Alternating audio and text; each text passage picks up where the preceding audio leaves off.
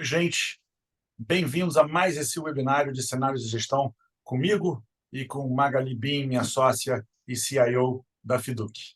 Vamos falar sobre os resultados de outubro e também sobre os cenários dos meses que estão à nossa frente. Magali, como sempre, vamos começar compartilhando a sua apresentação e você começa falando dos resultados do mês passado.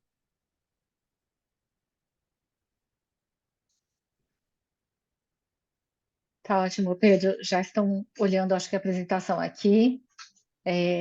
Sempre um prazer estar aqui. Bom, a gente gosta de abrir essa reunião enfatizando que a Fiduc entrega uma solução de investimento, né? A Fiduc, ela não oferece um produto, mas uma alocação de recursos de longo prazo, respeitado o perfil de risco de cada cliente. Em todas as carteiras, a gente subscreve risco, porque esse é o melhor caminho para alcançar o melhor retorno no longo prazo.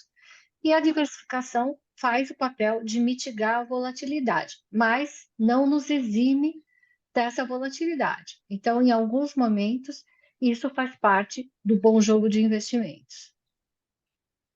Agora, no mês passado, eu publiquei um vídeo no perfil da Fiduc, no LinkedIn.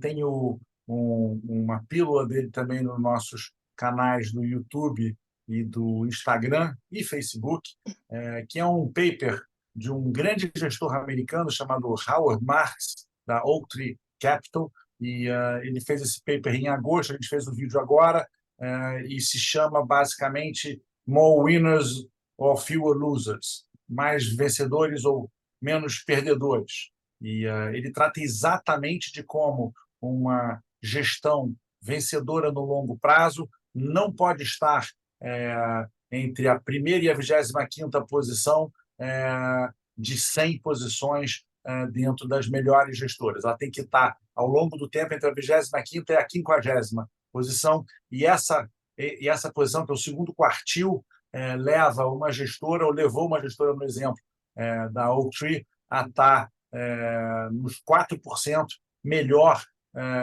nas 4% melhores gestoras dos Estados Unidos ao longo de muito tempo de análise. Então, é um vídeo particularmente importante para vocês que vão ver agora um mês de outubro difícil, que foi difícil para todas as classes de ativos, e é importante voltar para as boas práticas do planejamento financeiro nessa hora. A gente fala um pouco mais sobre isso ao longo da apresentação. Magali, vamos falar um pouco de como é que foi outubro?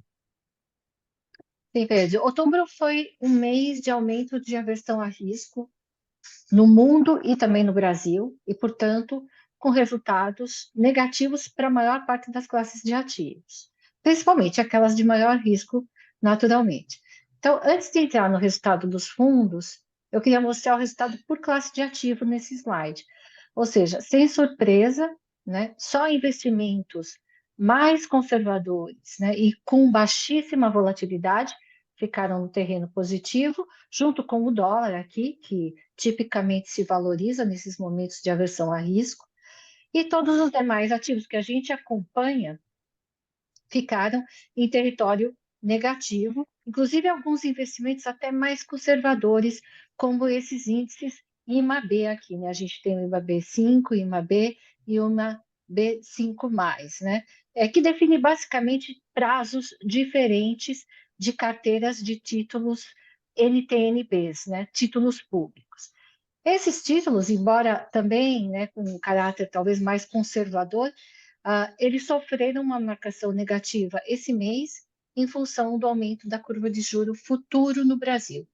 Então, aqui, Pedro, como o juro futuro esse mês afetou resultados de vários fundos e de investimentos diretos também, nos fundos, né, a gente teve impacto em renda fixa, multimercado e internacional, e a gente vai falar sobre isso nessa apresentação. Eu acho que talvez valha a pena a gente lembrar para os nossos clientes que tem uma parte da renda fixa que é, de fato, com taxa fixa, que são aqueles papéis pré-fixados, mas também tem uma grande parte dos chamados títulos de renda fixa, por exemplo, as NTN-Bs e os títulos de crédito privado com vencimentos mais longos e atrelados ao IPCA, cujo valor de mercado vai oscilar com a movimentação da curva de juros. Então, juro futuro sobe ou a curva abre, o valor do título cai, juro futuro cai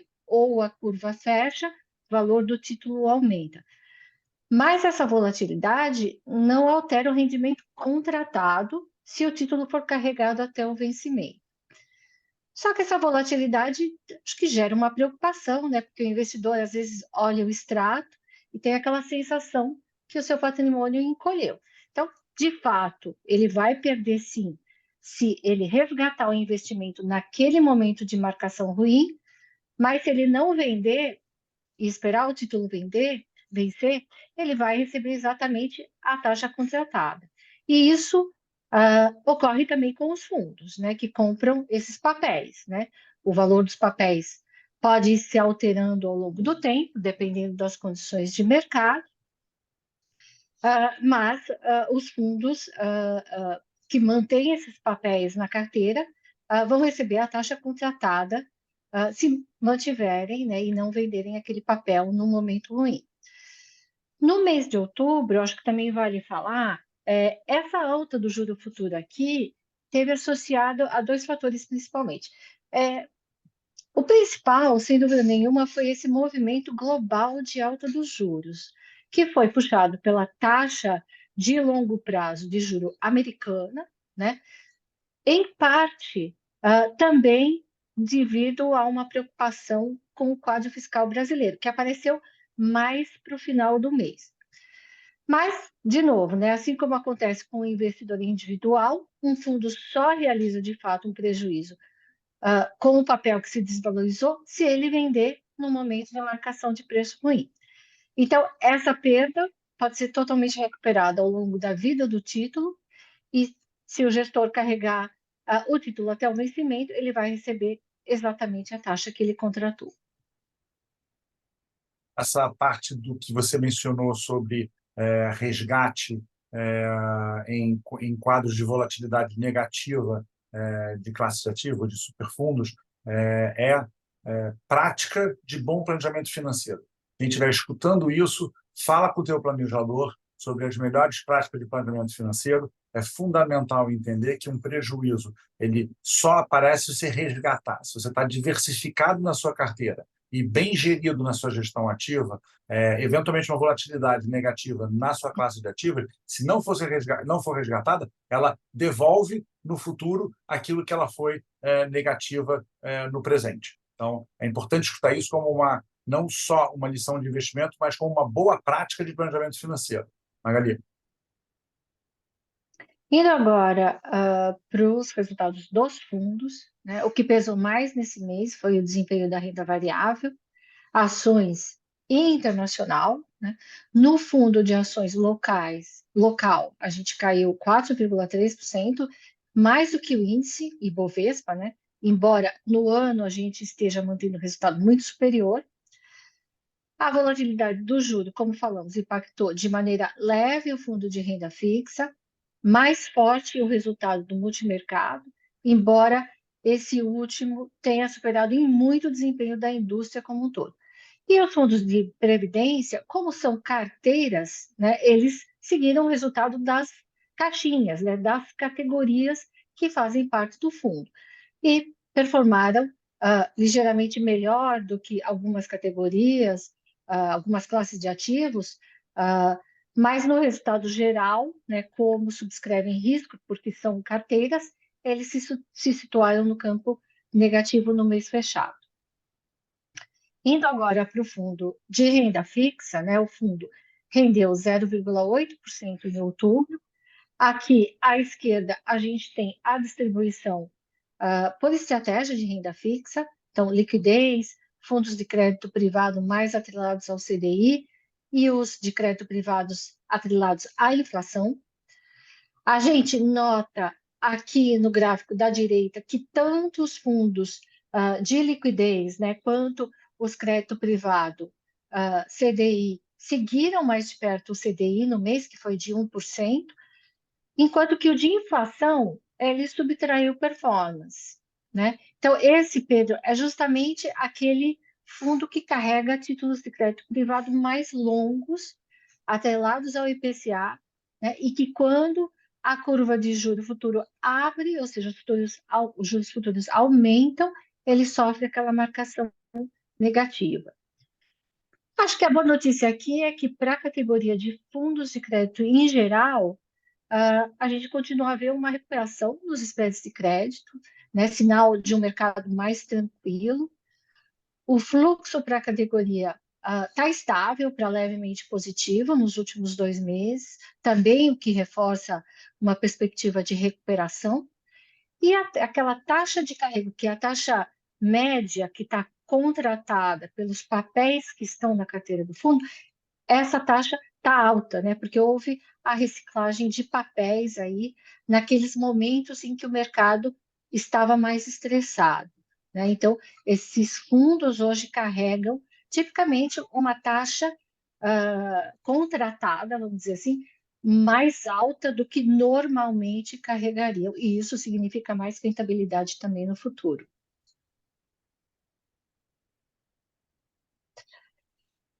Indo agora para o fundo multimercado, que teve um retorno negativo de 0,26% no mês. Aqui a gente viu o movimento de alta de juro de longo prazo americano, né, junto com a erupção do conflito no Oriente Médio, né, que impulsionou essa onda de aversão a risco global que nós falávamos. Assim como no mês passado, esse movimento pressionou o juro longo no mundo inteiro, né? Derrubou as bolsas, fortaleceu o dólar. Também houve queda das commodities, na maior parte delas, né? Incluindo o petróleo. O petróleo até a gente pode dizer que frustrou algumas expectativas de gestores, porque muitos deles esperavam que o petróleo subisse com o aumento das tensões geopolíticas, o que não acabou acontecendo. E no Brasil, a gente importou esse cenário, vamos dizer, mais negativo para ativos de risco, né? E a gente teve também um aumento das preocupações fiscais, né? Então, tudo isso compôs esse quadro, vamos dizer, um pouco mais negativo para investimentos em outubro. Os fundos que sofreram mais aqui no multimercado foram aqueles fundos que a gente chama de fundos macro, né? Que a gente vê aqui no gráfico da esquerda, que representam um pouco mais de 50% da alocação do FIDUC multimercado.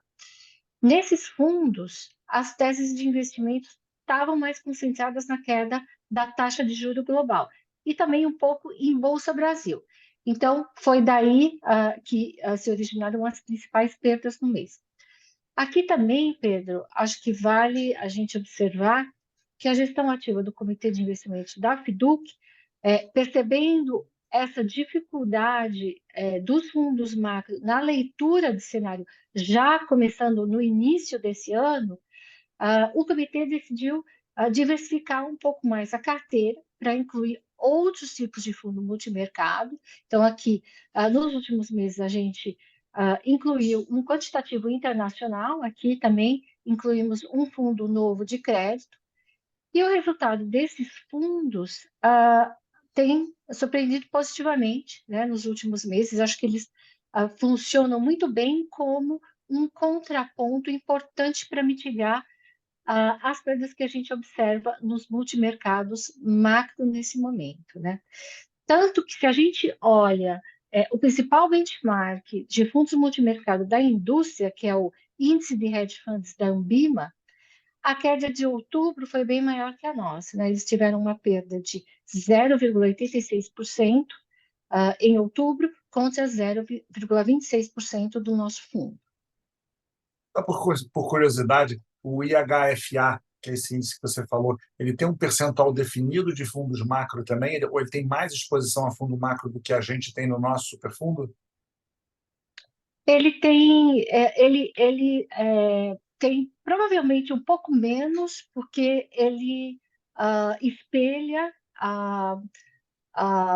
a ponderação de peso da indústria, né? Eu acho que os fundos macro na indústria, acho que eles têm um pouco mesmo, mas outros fundos multimercados também sofreram durante esse mês, e não foi uma coisa, por exemplo, o equity hedge que a gente tem aqui também, né, é um exemplo de um outro tipo de fundo macro que sofreu esse mês, né?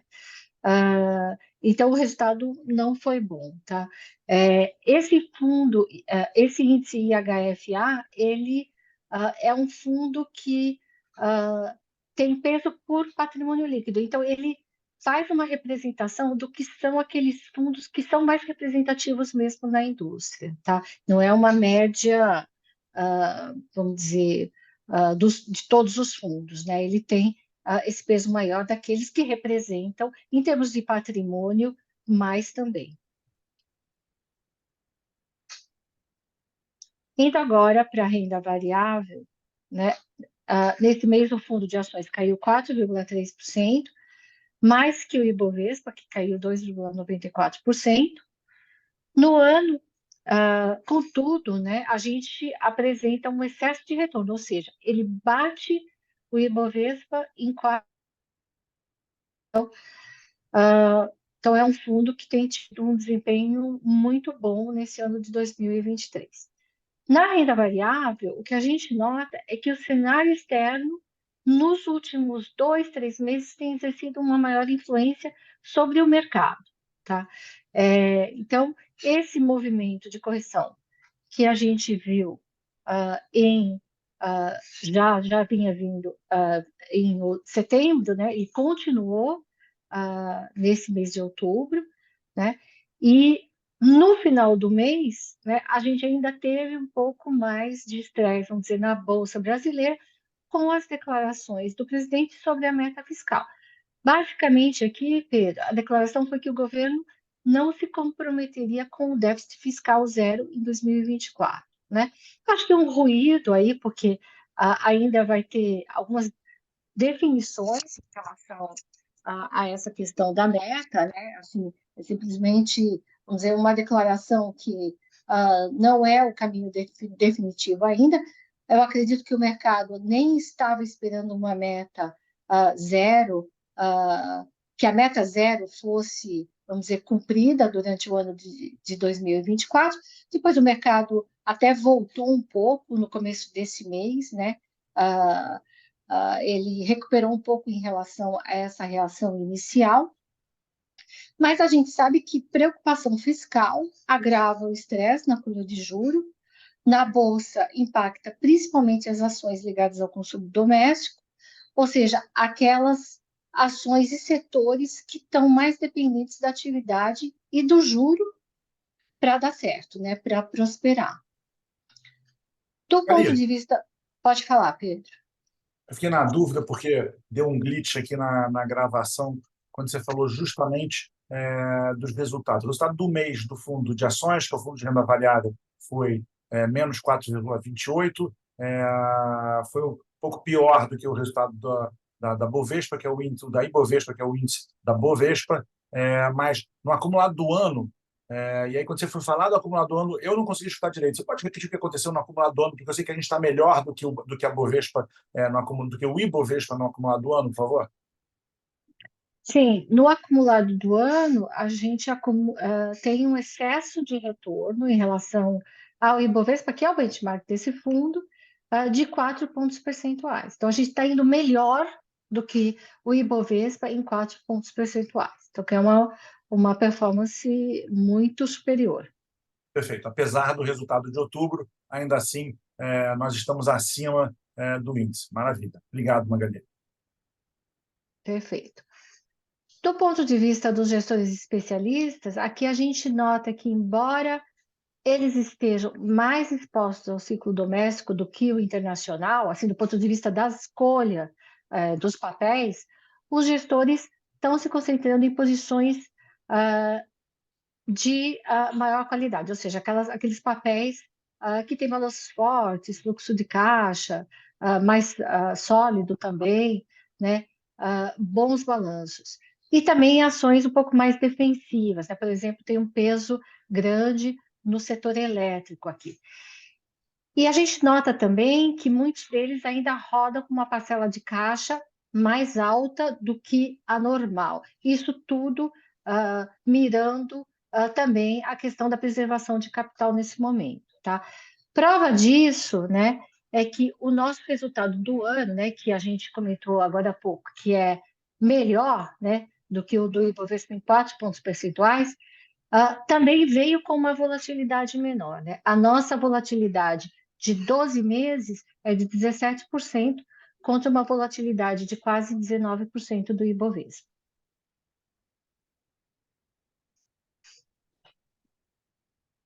Indo agora para o fundo internacional, que teve um retorno negativo de 1,84% no mês. Aqui, mais uma vez, né, as taxas de juros americanas continuaram a subir, né, e pressionaram, né, os títulos de renda fixa. Eles perderam valor, né, naquele que a gente explicou, né, taxa sobe, o valor do título cai momentaneamente, né, mas se você não vender o papel, isso não é uma perda permanente. As principais bolsas globais também caíram, as commodities, no geral, também perderam um pouco de valor no mês. A exceção aqui foi o dólar, que subiu 7%. Então, esse ambiente de aversão a risco impactou o fundo, mas os resultados foram melhores do que o benchmark ACWI aqui. O destaque negativo foi esse fundo da Templeton, né, que caiu aqui bastante no mês, e ele sofreu com uma exposição ao tema de transição de energia, tá? A gente falou com o gestor desse fundo, né, e ele acredita que houve uma certa reação exagerada a alguns temas que ficaram mais em voga nesse mês de outubro, como, por exemplo, o juro alto, porque esses papéis têm um duration maior, né, eles são mais longos, né, do ponto de vista de volta do fluxo de caixa.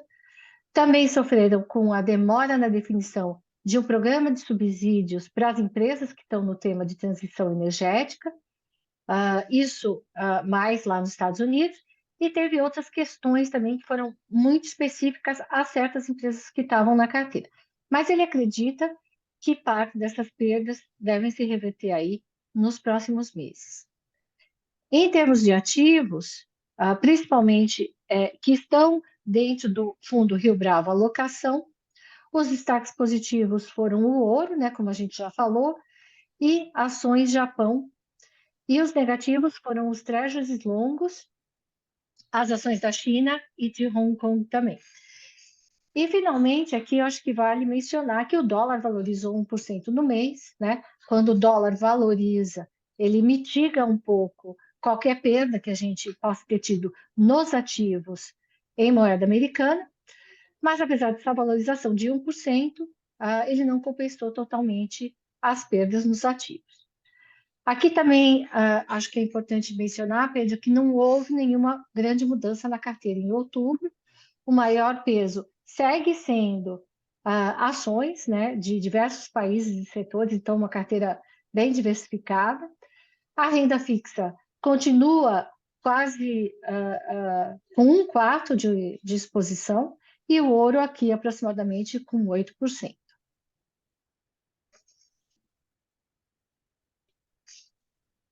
Indo agora para o Previdência Conservador, que teve uma queda de 0,18% no mês.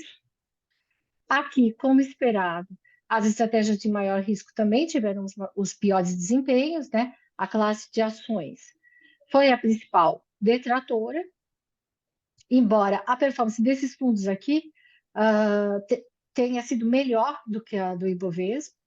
O resultado da renda fixa seguiu o CDI, né? E aqui a gente vê as caixinhas mais importantes são realmente essas de renda fixa e de multimercado, né? Na renda fixa, a gente vê os gestores avaliando oportunidades no segmento de médio retorno e novas emissões, com aquela taxa de carrego mais gorda, né, como a gente falou, no começo dessa conversa. E no multimercado, a gente teve esse mês um pouco pior, né, como a gente também já falou, mas os gestores ainda estão com apostas relativamente altas na queda de juro global e também em alocações táticas no Brasil. Aqui, o peso de ações é um pouco menor, né? De inflação também, que é uma categoria um pouco mais volátil, também tem um peso um pouco menor. Mas são classes de ações que, embora tenham tido resultados um pouco mais fracos nesse mês, elas compõem muito bem essa carteira do ponto de vista de diversificação e conseguem agregar nessa relação risco-retorno, ou seja, no longo prazo, essas categorias melhoram o que a gente chama de Sharpe, que é essa relação de retorno versus risco dessa carteira.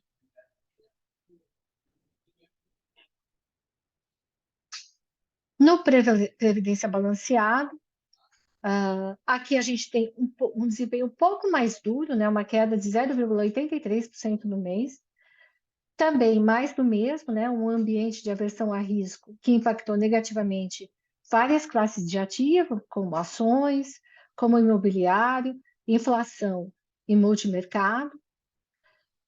Aqui, também, como esperado, o destaque positivo foi a exposição à renda fixa, que rodou próxima do CDI. E sempre bom lembrar que os nossos fundos de previdência são carteiras, né? E certamente vão apresentar essas oscilações maiores, porque eles estão sendo administrados com uma visão de longo prazo, onde os fundos subscrevem risco e aceitam ter uma volatilidade maior também em troca de um retorno de longo prazo maior. E com isso a gente conclui esse resumo do mês. Acho que tem um ponto importante também, dando sequência ao planejamento financeiro e para fechar o webinário desse mês. Estamos em novembro, início de novembro de 2023, e vocês têm, a grosso modo, um mês e meio à sua frente para poder fazer um capítulo importantíssimo de planejamento financeiro, que é o planejamento fiscal. E como fazer planejamento fiscal? Bom, começa em previdência. O seu planejador FIDUC está preparado, habilitado para poder conversar com você sobre previdência, e agora é um bom momento de você gerar dinheiro para a sua carteira, fazendo planejamento fiscal, aproveitando os benefícios fiscais dessa classe de ativo. De agora até o final do ano, você pode e deve falar com o seu planejador a respeito. Ele tem como te ajudar a ter um planejamento fiscal muito mais eficiente. Isso aumenta o valor da sua carteira ao longo do tempo. Magali, super obrigado pela apresentação, pela explicação. Se você tiver alguma dúvida, a gente teve várias conversas sobre isso com o seu planejador, ele pode tirar essas dúvidas com você. Até a próxima e, de novo, obrigado pela presença de todos vocês.